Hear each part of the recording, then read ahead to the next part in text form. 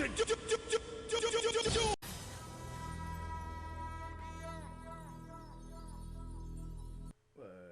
YouTube? This is Hypergon here at Chat with the Cat, back again for another video. This time I'm bringing you the newest segment of Throwdown Thursday. I realize that's been a while, and that's because I myself have made a personal decision. A decision being to focus on quality over quantity. So for that reason, I will not be uploading my Throwdown Thursday segment quite as often. I'll try and do it every other weekend. The reason for that is now that school started back up for me, plus my job, I don't really have as much time to devote to this segment. So to make up for that, I'm going to be doing it every other week, just to give myself 2 weeks to be able to do these videos. And I'm also not going to be doing them if I don't have something already in my roster to do, or if I don't get any requests for it, because that's the purpose of it. So there's only going to be 3 times I'm going to be doing this. So the first is going to be if I get requests. Second is if I already have something pre-planned for like a specific thing. Like this week's going to be deck Ressurection. So for things like this, I do have a set roster for it, unless I get a request. And then the third thing is going to be if something comes out that I think would be interesting to test out and see how it works, I'll do it then. So this will be an at most bi-weekly segment from now on.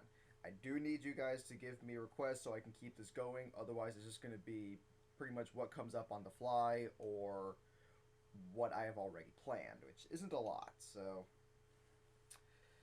yeah, there is that. But regardless, as I said, this is going to be a deck Ressurection portion of Throwdown Thursday, where I focus on the Vylon archetype, something that honestly has only really been considered even usable if we're talking about Vylon Prism, and even then, he's primarily used in light or rogue decks. So I wanted to see if I could bring out the full capabilities of the deck itself, and there is a lot of potential for it. They have a lot of amazing cards, and even in the Duel Terminal storyline, they're amongst the gods. They basically are gods, so I feel like the fact that they're so worthless in-game didn't really live up to that. So I'm not going to show you the duels that I got, and I'm also changing this part of it too. Normally I try and show 4 duels and just give my general consensus. However, now I've decided to take the best 3 duels that I get. Best does not mean ones that I win. It means duels where it was the most back and forth, most even between both players. Show those, and it'll be a best 2 out of 3 to determine whether or not the deck was successfully brought back. The reason I'm doing this is just because I don't want to have it be like the first. I do want to have it be like a best 2 out of 3 because that just makes sense for the sake of saying is it good or not. But I don't want to just do the first one, like the first 3 that I do, because what if I start off with a bad hand, or what if he starts off with a bad hand? There's no fun that way. I want it to be a back and forth contest to see if the decks I'm trying to bring back have the ability to hit hard and recover from getting hit hard. That's what a good deck should be able to do.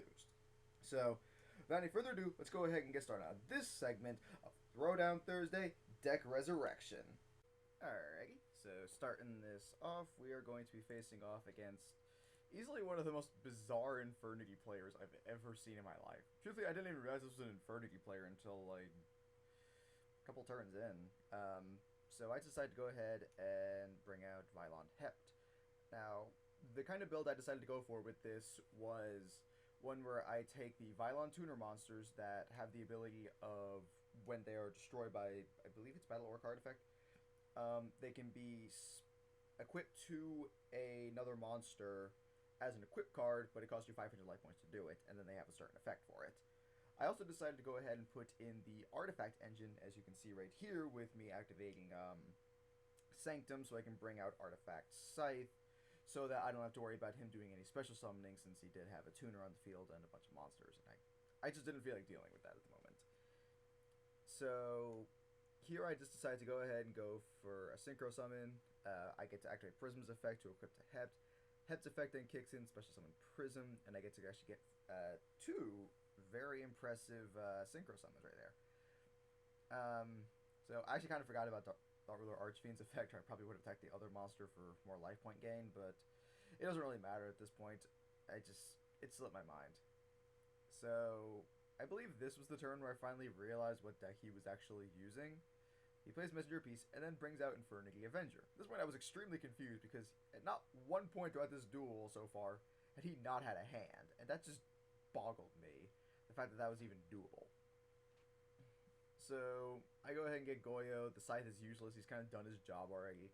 And I still need to figure out a way to get past this stupid Messenger of Peace, because it's preventing me from attacking with very minimal gain to him. Or very minimal loss, rather. So he brings out Dark Resonator, and then brings out Infernal Doom Dragon. This is where things become a problem. I see his strategy now. He is trying to destroy... He's trying to take down my life points with Infernal Doom Dragon's effect, while making it so I can't attack. Which, I have to admit, is actually a really clever idea. While I still, for the life of me, cannot understand half of the things in this guy's deck, it was still a really clever build. However, here I decided to go for a Moral Talk so I can get rid of this godforsaken Messenger of Peace. He still does Doom Dragon just to burn me for more. However, at this point, I know I can at least do something because I do have the Honest. But I draw into Raigeki, which is a nice way to save my Honest. And I just go ahead, lay a nice, healthy laying of beats right here. And he just draws a 1-for-1, activates Dark Hole to clear out my field, which is a smart move. But I still have the Honest in my hand, thanks to the Raigeki I used, so I just get to lay some beats here, return him to my hand at the end, because I don't want to lose him. And then he just draws a Garbage Lord, which isn't helpful at all, so he decided to quit there, which I can understand on that note.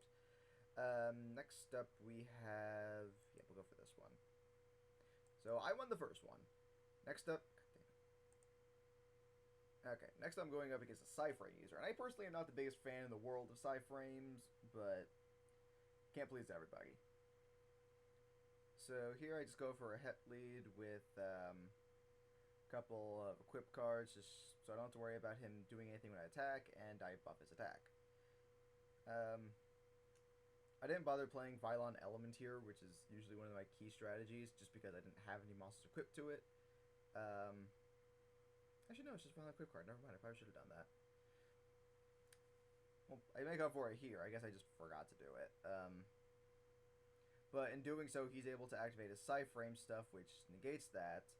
And thanks to Cyframe Circuit, he can get out Lord Omega, which is a bit of a problem for me, but I have a pretty healthy lead as it is so far, so I'm not overly worried just yet. He does this, gets out some Galaxy Soldiers, and now I'm concerned. So now I have a Cyber Dragon Infinity I gotta worry about.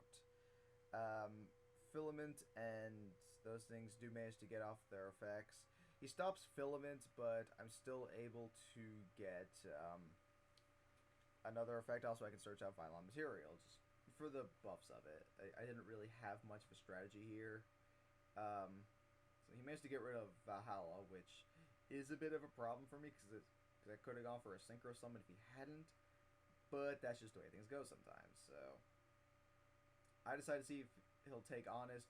He does get rid of the Honest, which does actually leave me for a hilarious little strategy here. So I'm able to use material, get out Vylon Matter, activate it, shuffle the 3 Vylon equip, or just 3 equip cards I have, and destroy his Cyber Dragon Infinity, which he can't do anything about because he already stopped Honest. So I actually managed to stop a Cyber Dragon Infinity with this deck, which I consider to be pretty darn good. Unfortunately, he did still get back Cyframe Omega and did take me out. So that's... We're 1-1 now, so the third match is going to decide it. Now we move on to the final duel, where it is me facing off against a Fluffle deck. Now this was easily the best duel that I had, so I was saving the best for last for you guys. He just set some stuff. I don't have the greatest starting hand in the world, but I decided, alright, let's just go ahead and get a Shining Angel. See what this thing is, if I can punch it. It was just the Edge Imp Saber, so I could.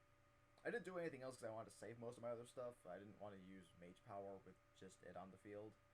Plus, if Shining Angel's destroyed, then it means I can get something like Vylon Prism and do a Synchro Summon since I have Vylon Ohm in my hand. He's just doing a bunch of Fluffle stuff. I don't fully understand how all of them work. I understand them well enough, just not a lot of the specifics. So Shining Angel happens. I do get Prism, as promised. And so he gets Sheep, bounces that for Sabers, just so he can use the dog's effect again, I do summon Ohm and go for Vylon Ellipson, just so I can add him back, do some crazy equipping, and I actually managed to get a 4,800 attack point monster who does piercing and gains 1,000 thanks to Prism's effect whenever he attacks or is attacked. Plus, he couldn't activate back row during my battle, so that worked out quite nicely for me. I was actually quite happy with that. Unfortunately, he did Raigeki me, so that did kind of ruin that. I was still able to add some stuff, so I decided to add Matter and Segment just because that way I don't have to worry about him using any traps or monster effects on whoever I decide to equip it to. So he did lay a good amount. I didn't have too much I could really do. I decided to use Matter to recycle and just destroy the dog so I don't have to worry about destroying it by battle and he wouldn't get his effect. I summon Ohm and equip Segment, so again I'm safe from that, and I just decided to punch the Edge Sabers against just a little bit of damage so I can set up a Synchro Summon for next turn provided nothing goes wrong. Well, unfortunately he brought out Owl, which means things are going to go wrong. Activates Polly, gets Frightful Tiger, which gets rid of my card. It's not a terribly big deal in this case. It's more that he was able to actually recycle his polymerization so he can get another one off, which gets Frightful Wolf, which I'm pretty sure anyone who's faced a Frightful deck knows where this is going. Yeah. So, that's that.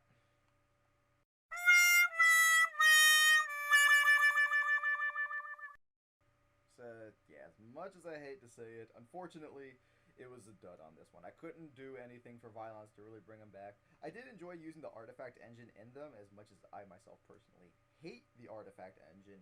It was a necessary evil to kind of give them that push. Plus, I had worked with Vylons in the past, so I did have some experience with them, so it wasn't completely going in unexperienced. But it was not enough. Unfortunately, they just can't keep up with the current metagame, so regrettably, I have to call this Ressurection a fail. However, we still have plenty of decks to try and bring back from the Grave of Obscurity. So, if there are any decks that you guys would like to see me try and bring back, please let me know down in the comments below.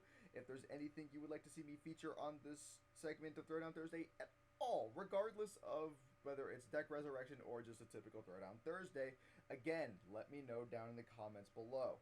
Of course, if you can't do that there, then just like my page on Facebook, where you can still let me know your thoughts and opinions on all of my videos. Of course, don't forget to also like this video and subscribe to my channel for further content. And until next time,